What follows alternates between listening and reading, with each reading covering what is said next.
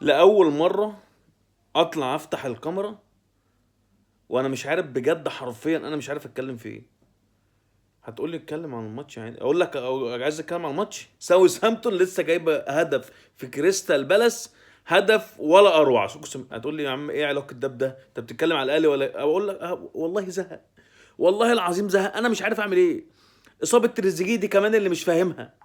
اصابه تريزيجيه دي، اصابه اللعيبه كلها اللي مش عارفها، اصابه اللعيبه اللي انا مش مستوعبها، اصابه اللعيبه اللي انا مش عايز اعرف. يعني انا مش عارف، انا والله العظيم ما عارف.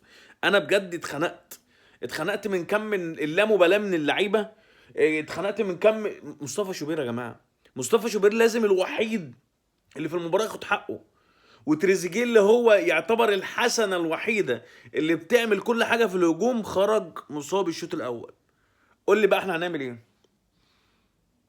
امام عاشور مستبعد بسبب عدم الالتزام، زيزو اصابه المباراه اللي فاتت، تريزيجيه اصابه الشوط الاول. قولوا لي هنعمل ايه؟